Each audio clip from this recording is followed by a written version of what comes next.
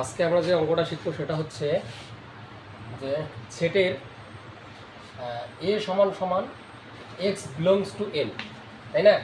Such that আজকে আমাদের শর্তটা মনে রাখতে হবে। শর্তটা আমরা গতদিন শিখছিলাম কি, যে স্বাভাবিক সংখ্যার সেটকে কী দ্বারা প্রকাশ করা হয়? এন।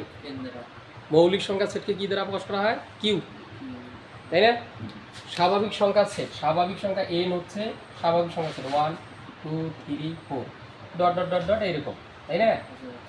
তারপরে আমরা কি শিখছিলাম? মৌলিক সংখ্যা, এটা হচ্ছে স্বাভাবিক সংখ্যা। মৌলিক সংখ্যা কি দ্বারা প্রকাশ করছিলাম? কিউ দ্বারা। কিউ মৌলিক সংখ্যা বলতে কোনগুলো? যেগুলোকে ভাঙানো যায় না। আমরা মৌলিক সংখ্যা চিনি না।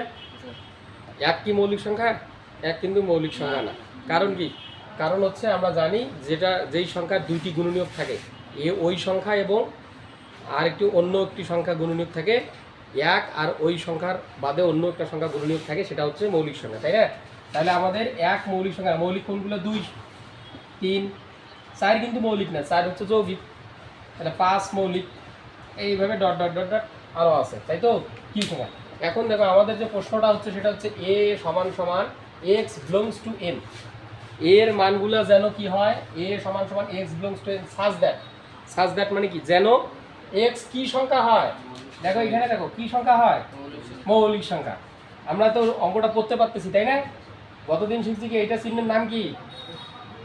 বিলংস টু বাই এলিমেন্ট বলে। এটা মানে কি? মধ্যে। এটা মানে কি? মধ্যে। এই চিহ্নটাকে কি দ্বারা শিখছি আমরা? এটাকে কি বলে? Such that. সাজ দ্যাট মানে কি শিখছি? যেন, তাই তো? তাহলে আমরা এটা কিভাবে পড়বো? এ সমান সমান x belongs to N, x এর মানগুলো যেন এন এর মধ্যে থাকে। সাজ দ্যাট যেন এক্স মৌলিক সংখ্যা, আমরা যে এক্স এর মানগুলো পাবো সেগুলো কি সংখ্যা হতে হবে? মৌলিক সংখ্যা। তাহলে মৌলিক সংখ্যার সেটকে আমরা কি দ্বারা লিখবো? কিউ ইজ ইকুয়াল টু মৌলিক সংখ্যাগুলো লিখবো, তাই তো?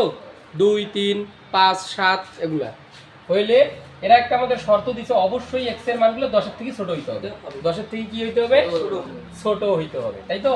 তাইলে দেখো আমরা এই অঙ্কটা প্রথমের স্টেপটা এভাবে করবো, যে এখানে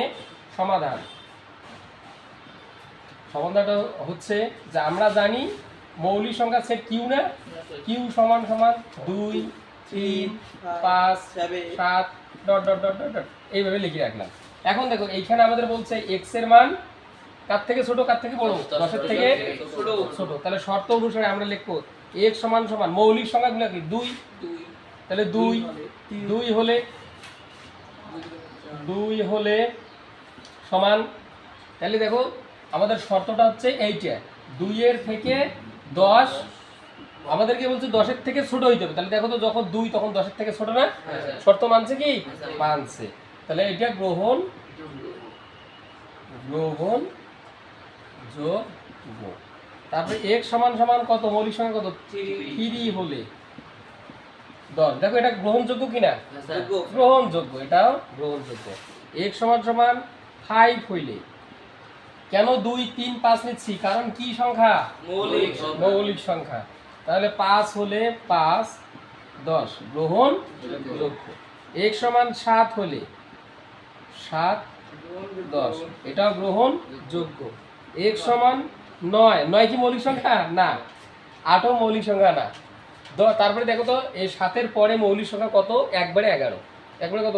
11। তাহলে 11 কি নেওয়া যাবে? তাহলে আমরা নেই 11 হলে 11 10। এটা কি গ্রহণযোগ্য হইলো? দেখো তো, কারণ কি আমাদের বলছে এটার থেকে এটাকে কি হতে হবে?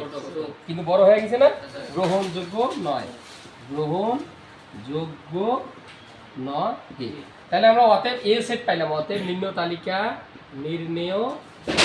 তালিকা এ সমান সমান কারা কারা গ্রহণযোগ্য? 2 3 5 7 2 3 5 7 এটাই হলো এর আনসার। আমাদের এ সেটের তালিকা পদ্ধতি, তালিকা পদ্ধতিটা হচ্ছে এটাই 2 3 5 7। ঠিক আছে? প্রচুর গরম আজকে।